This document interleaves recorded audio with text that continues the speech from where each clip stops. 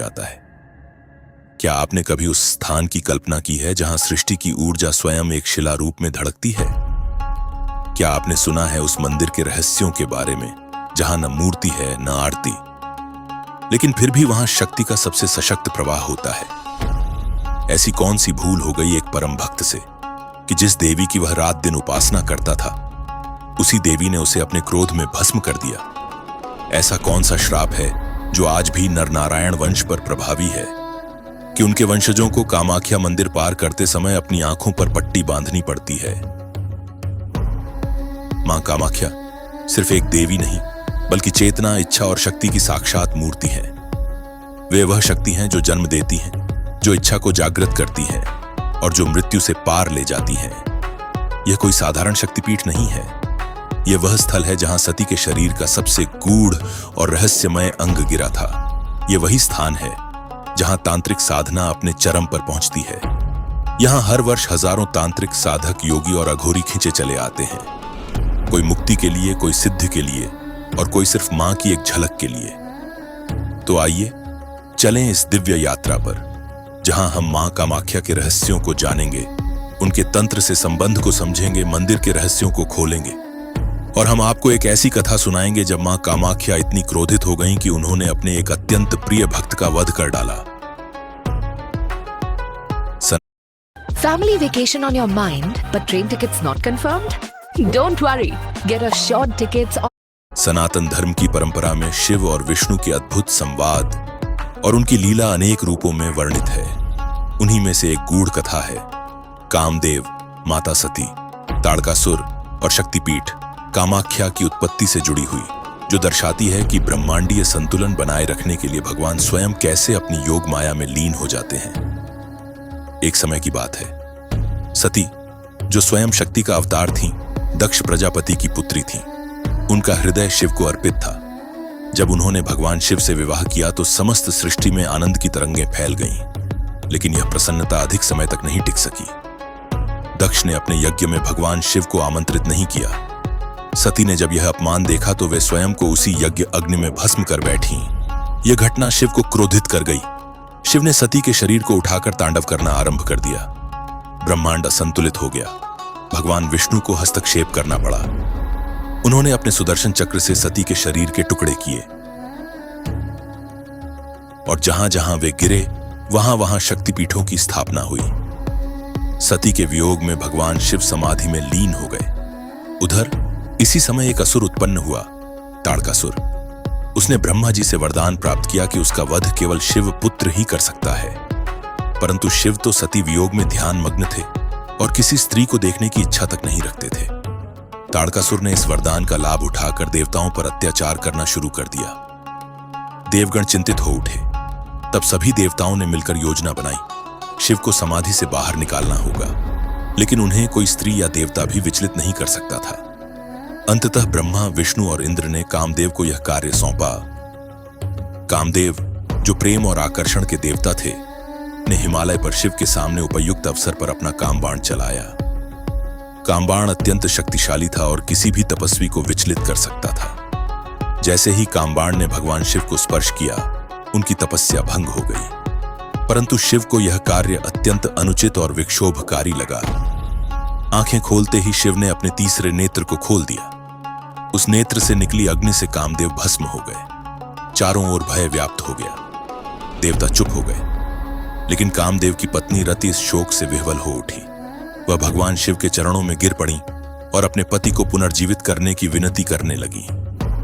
शिव ने रति की करुण पुकार सुनी और वचन दिया, कामदेव फिर से जन्म लेंगे, परंतु वे अनंग होंगे, अर्थात बिना शरीर के रहेंगे।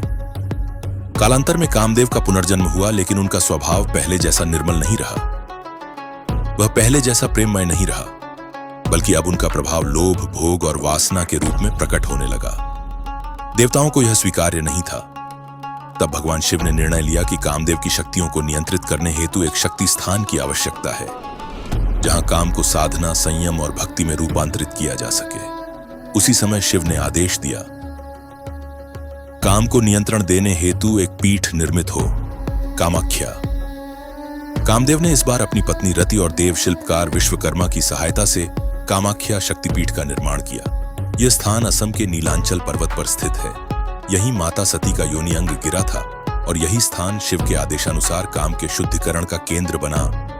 इस शक्तिपीठ में काम का अर्थ केवल वासना या आकर्षण नहीं, बल्कि जीवन को उत्पन्न करने वाली ऊर्जा है, जो सृजन की मूल शक्ति है। यही कारण है कि कामाख्या मंदिर आज भी गुप्त तंत्र, योग और साधना की महान भूमि मानी जाती है, जहां इच्छाओं का नियंत्रण और रूपांतरण होता है। इस संपूर्ण कथा में यह दर्शाया गया है कि प्रेम, वासना और मोह यदि सीमित रहते हैं तो जीवन का श्रृंगार है, परंतु जब वे नियंत्रण से बाहर हो जाते हैं तो विनाश का कारण भी बन सकते हैं। शिव का कामदेव को भस्म करना और फिर कामाख्या के रूप में उसका शुद्धिकरण कराना इसी सत्य को प्रकट करता है। इस प्रकार शिव, जो संहार के देवता हैं, सृष्टि की रचना में भी निर्णायक भूमिका निभाते हैं, और विष्णु, जो पालन करता है, सदैव इस संतुलन की रक्षा में शिव के सहयोगी बनते हैं। यह कथा केवल पुरानी नहीं बल्कि हर युग के लिए चेतना का संदेश है। सृजन, संयम और संतुलन ही जीवन का धर्म है। भारत की आध्यात्मिक भूमि में, जहां भक्ति, योग और तंत्र की गहराइयों में साधक सदियों से उतरते आ रहे हैं, वहां असम के नीलांचल पर्वत पर स्थित कामाख्या मंदिर एक अद्भुत शक्ति का केंद्र है। यह मंदिर देवी कामाख्या को समर्पित है, जिन्हें तंत्र की अधिष्ठात्री देवी कहा जाता है। तंत्र की रहस्यमय और गूढ़ परंपराएं, साधना के गुप्त पथ और दिव्यता के चरम बिंदु को समझने के लिए मां कामाख्या का मंदिर केवल एक स्थल नहीं बल्कि एक अनुभव है। कामाख्या देवी को शक्ति की प्रमुख रूपों में से एक माना जाता है। उन्हें काम की देवी यानी इच्छा की अधिष्ठात्री भी कहा गया है। संस्कृत शब्द कामाख्या दो भागों से मिलकर बना है, काम, इच्छा, और अख्या, नाम या अभिव्यक्ति, अर्थात वह देवी जो इच्छाओं को जन्म देती हैं और उन्हें अभिव्यक्त भी करती हैं।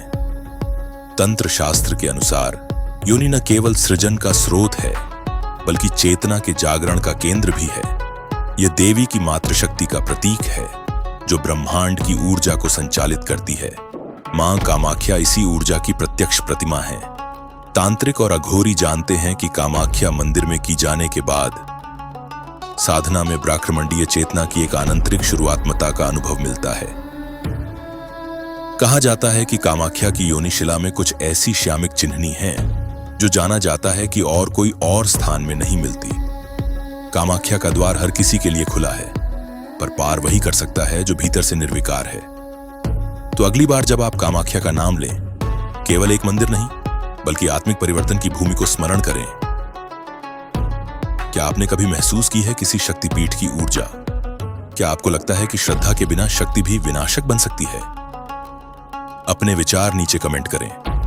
हम जानना चाहते हैं कि आप इस दिव्य कथा को कैसे अनुभव करते हैं। कामाख्या देवी का मंदिर सिर्फ एक शक्तिपीठ नहीं, एक अनंत रहस्यों की भूमि है।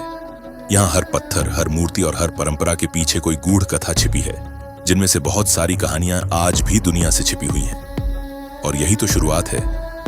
अगर आप चाहते हैं कि हम कामाख्या देवी के और भी गहरे रहस्य, शक्तिपीठ की छिपी कहानियां और तांत्रिक साधना से जुड़े रहस्यों को उजागर करें, तो कमेंट में जरूर लिखें पार्ट 2। जैसे ही हमें आपसे भरपूर समर्थन मिलेगा, हम अगला भाग लेकर हाजिर होंगे। हम आपको लेकर चलेंगे एक ऐसी अद्भुत कथा की ओर जिसमें भक्ति की गहराई है, क्रोध की ज्वाला है और ममता की अपार छाया भी। ये कथा है मां कामाख्या, केंदु कालय और नरनारायण की। ये सिर्फ एक पौराणिक प्रसंग नहीं बल्कि तांत्रिक साधना, शक्ति और आत्मा के रहस्यों से जुड़ी हुई एक जीवंत कहानी है, जो आज भी कामरूप की वादियों में गूंजती है। साथ ही हम विस्तार से बताएंगे उस 4 दिवसीय महामेले के बारे में जो अंबुबाची मेला के नाम से जाना जाता है। यह वो समय होता है जब दुनिया भर से अघोरी, तांत्रिक, साधु संत और आध्यात्मिक साधक मां के दरबार में इकट्ठा होते हैं। जब गुवाहाटी की पहाड़ियों में ऊर्जा की तरंगें हवा में महसूस होती हैं, जब हर साधक किसी न किसी सिद्धि की ओर बढ़ता है। यह मेला केवल एक धार्मिक उत्सव नहीं है, यह धरती का सबसे रहस्यमयी और शक्तिशाली आध्यात्मिक संगम है। क्यों कहा जाता है कि अगर कोई सच्चा साधक यहां अपनी साधना करता है तो वो निश्चित ही उसे सिद्ध कर सकता है? इस सब का उत्तर आपको मिलेगा अगले भाग में। जानने के लिए तैयार रहिए। अगर आप भी इस रहस्यमयी और शक्तिशाली कथा के अगले भाग को पढ़ना चाहते हैं तो पार्ट 2 कमेंट करें, ताकि हम भी उसी उत्साह से अगला भाग लेकर आएं। अगर आपको यह वीडियो पसंद आया हो तो कृपया लाइक करें, शेयर करें, सब्सक्राइब जरूर करें ताकि अगली वीडियो आपसे छूट ना जाए। अगर आप हमारे प्रयास की सराहना करते हैं और इस आध्यात्मिक ज्ञान यात्रा में सहयोग देना चाहते हैं तो थैंक्स बटन के जरिए अपना छोटा सा योगदान जरूर दें। आपका समर्थन ही हमारी प्रेरणा है। आपके जीवन में शक्ति, शांति और सिद्धि सदैव बनी रहे। जय माता कामाख्या।